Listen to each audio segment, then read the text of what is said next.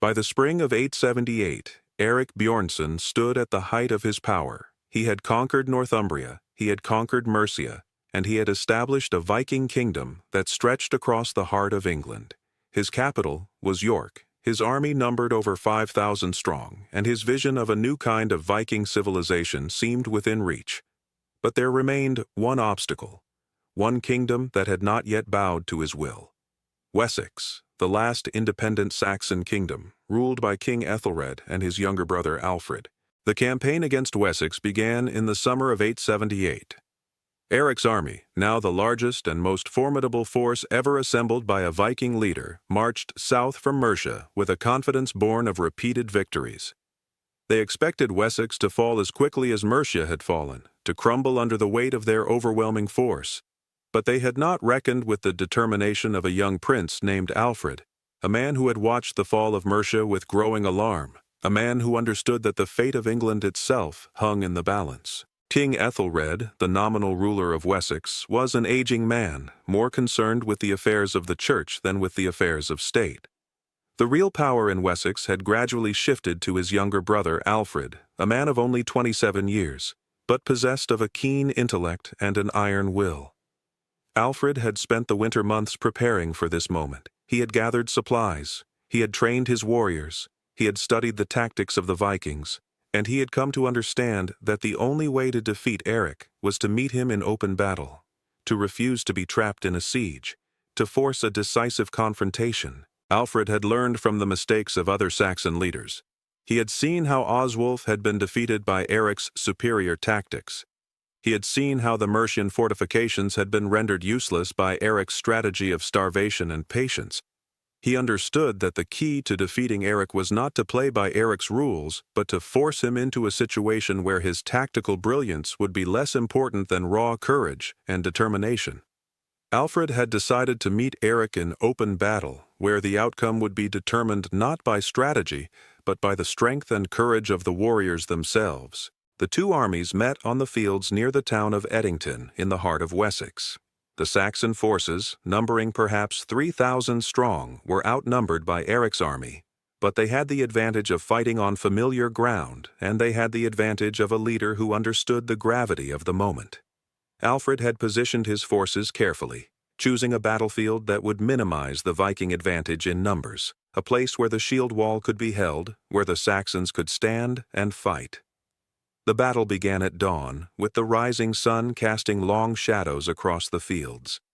The two armies faced each other across a narrow valley, separated by perhaps 100 yards of open ground. For a moment there was silence, a moment of perfect stillness before the storm. And then the horn blasts sounded, and the armies advanced. The clash of the two forces was like the collision of two great waves. The Saxon shield wall held firm, absorbing the initial charge of the Vikings. Erik's forces, accustomed to breaking through the defenses of smaller, less disciplined armies, found themselves facing a wall of shields and spears that would not break. They pressed forward again and again, but the Saxons held their ground. The battle raged for hours, the two sides locked in a desperate struggle, neither giving way, neither able to achieve a decisive advantage. Erik himself fought at the front of his army, his sword flashing in the sunlight, his voice roaring commands to his men. He was a warrior of extraordinary skill, a man who had spent his entire life preparing for moments like this, but even his skill and courage could not overcome the determination of the Saxon forces, the steadiness of their shield wall, the leadership of Alfred, who moved among his men, encouraging them, inspiring them, reminding them that they were fighting for the very survival of their kingdom. The battle was brutal and unforgiving.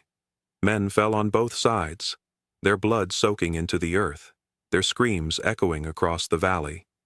The Vikings, who had been trained to move as a single unit, found their formations breaking down as the Saxons refused to give ground. The Saxons, fighting for their homes, for their families, for their very survival, showed a determination that the Vikings, fighting for conquest and plunder, could not match. As the day wore on, the tide of battle began to shift. The Vikings, who had expected a quick victory, found themselves locked in a grinding war of attrition. Their numbers, which had seemed so overwhelming at the start of the day, began to seem less significant as the hours passed and the casualties mounted. The Saxons, fighting for their homes, for their families, for their very survival, showed a determination that the Vikings, fighting for conquest and plunder, could not match. And then, in the late afternoon, as the sun began to sink toward the western horizon, the decisive moment came. Erik, pressing forward with a small group of his most loyal warriors, found himself separated from the main body of his army. He was surrounded by Saxon warriors, and though he fought with the fury of a cornered wolf, his sword claiming the lives of many of his attackers, he could not overcome the sheer weight of numbers. A Saxon spear found its mark, piercing his side. Another followed, and another. Erik Bjornsson, the great Viking leader, the man who had almost conquered England, fell to the ground. The death of their leader sent a shock through the Viking army. For a moment the shield wall wavered, the advance faltered. And in that moment, Alfred saw his opportunity. He rallied his forces, he drove them forward, and the Viking line began to break. The retreat began, first as a trickle, then as a flood. The Vikings, who had seemed invincible just hours before, were now fleeing the field, pursued by the triumphant Saxons. The battle was over. Wessex had held. The dream of a unified Viking England had been shattered. The age of Viking conquest had come to an end.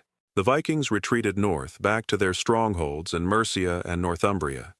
They carried with them the body of their fallen king, and with it, the dream that had sustained them through years of preparation and months of conquest. The journey back to York was a somber procession. The victorious Saxon army did not pursue the retreating Vikings. Alfred understood that his enemy had been broken, that the threat of a unified Viking kingdom in England had been ended.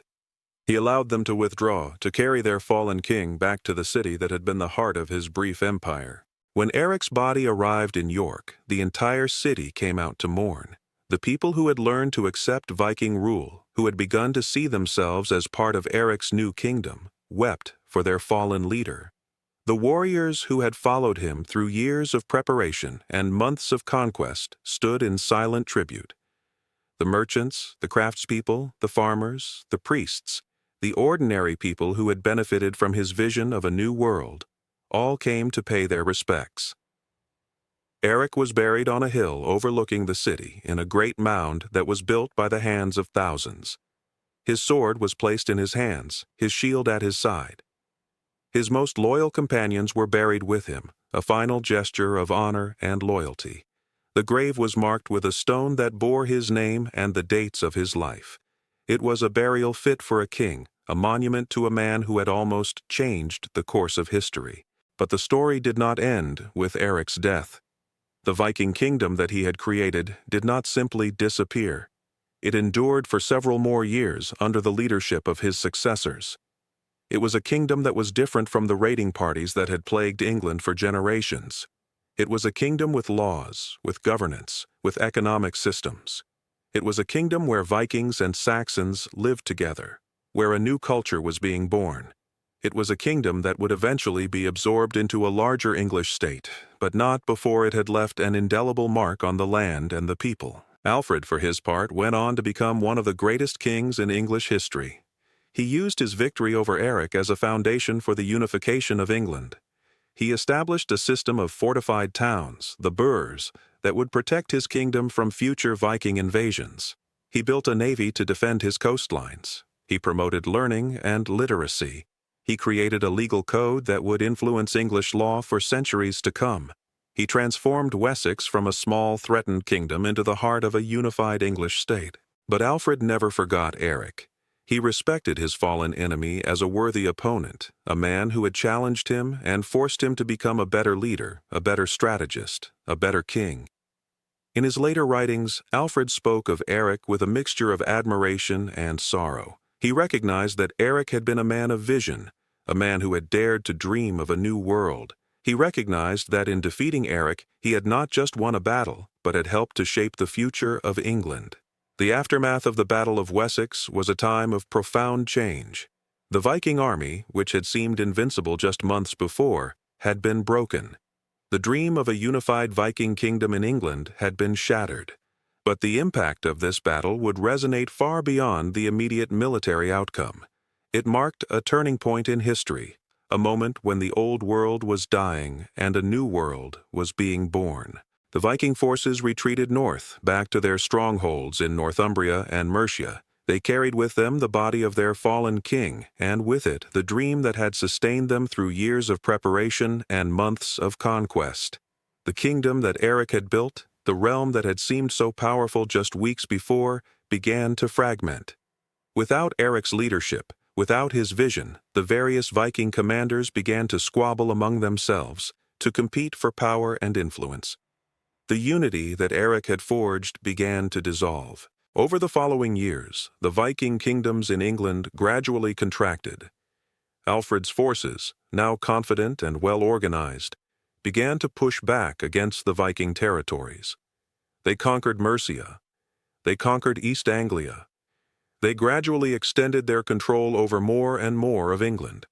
By the end of Alfred's reign, the only significant Viking territory remaining in England was the Danelaw, a region in the north and east where Viking law and customs prevailed. But even this region was increasingly subject to Saxon authority. But the Vikings did not disappear from England. They remained a significant presence, a part of the fabric of English society. Over time, the distinction between Viking and Saxon began to blur. The Vikings adopted Christian religion, they adopted Saxon customs, they intermarried with the Saxon population. A new kind of English identity began to emerge, one that incorporated elements of both Viking and Saxon culture. And in this New England, the memory of Erik Bjornsson lived on. He became a legend, a figure of myth and history, a man who had dared to challenge the established order and had come close to transforming it. The skalds sang songs about him, songs that were carried across the Viking world, songs that inspired new generations of warriors and leaders. He became a symbol of the Viking Age, a symbol of a time when the Vikings had been at the height of their power, when they had seemed capable of conquering the world. But Erik's legacy was more complex than just the memory of a great warrior. He had shown that Vikings were not just raiders and plunderers, but could be builders and leaders, administrators and strategists. He had demonstrated that a new kind of society could be created, a society where different peoples could live together, where trade could flourish, where a new culture could be born. He had challenged the established order and had come close to transforming it. And in his failure, he had helped to create something even greater, a unified England that would one day become a great power in the world. The clash between Erik and Alfred became one of the great defining moments in English history. It was the moment when the age of Viking conquest came to an end. It was the moment when a new kind of power, based on strategy and statecraft rather than on the strength of the sword, began to emerge. It was the moment when England began to transform from a collection of warring kingdoms into a unified nation. And at the heart of this transformation were two great men, two great leaders, two great warriors. One had come from the north, bringing with him a vision of a new Viking kingdom. The other had risen from within, determined to defend his land and his people. They had clashed, and in their clash, they had helped to create a new world. Their struggle would echo through the centuries, inspiring poets and historians, shaping the way that future generations understood the nature of power, leadership, and the forces that shape the course of history. Erik Bjornsson's saga had ended, but his impact on history would endure for centuries. He had shown that Vikings were not just raiders and plunderers, but could be builders and leaders, administrators and strategists. He had demonstrated that a new kind of society could be created, a society where different peoples could live together, where trade could flourish, where a new culture could be born.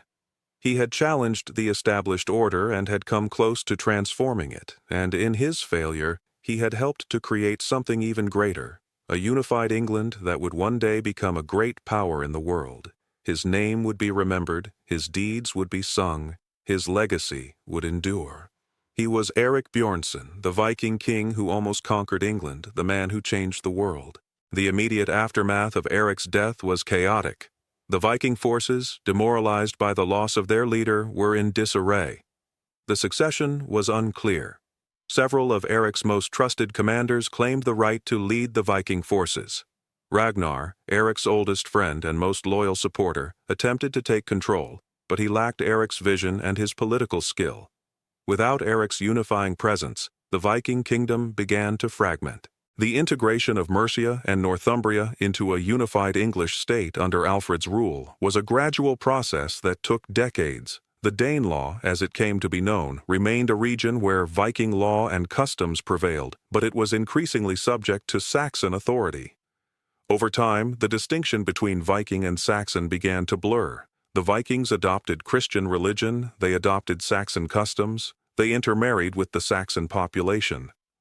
A new kind of English identity began to emerge, one that incorporated elements of both Viking and Saxon culture. The legacy of Erik Bjornsson lived on in the institutions he had created. The system of governance that he had established in York and Mercia became a model for future English kings. The legal codes that he had created influenced English law for centuries to come.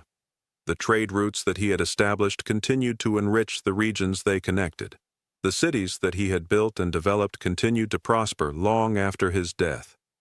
But perhaps Erik's greatest legacy was the idea that Vikings could be more than just warriors and raiders. He had shown that Vikings could be builders, administrators, strategists. He had demonstrated that a new kind of society could be created, a society where different peoples could live together, where commerce could flourish, where a new culture could be born. He had challenged the established order and had come close to transforming it. And in his failure, he had helped to create something even greater, a unified England that would one day become a great power in the world. The memory of Erik Bjornsson lived on in the songs of the Skalds, in the stories told in the great halls of Scandinavia, in the legends that were passed down from generation to generation. He became a symbol of the Viking Age, a symbol of a time when the Vikings had been at the height of their power, when they had seemed capable of conquering the world. But he was also a symbol of something more: the possibility of transformation, the power of vision, the importance of leadership. He was Erik Bjornsson, the Viking king who almost conquered England, the man who changed the world.